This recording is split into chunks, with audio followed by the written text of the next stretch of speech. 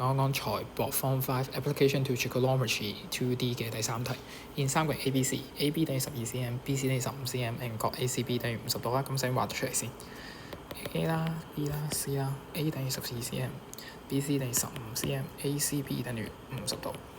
好啦，咁我哋其實可以只用 sin 方程啦，sin 50度係對緊12，咁15cm 咧係對緊 sin 角 CAB。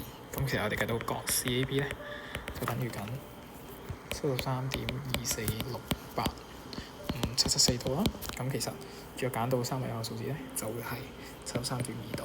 好啦，咁但係同時間我哋向180度減73.2度嘅，咁就等於緊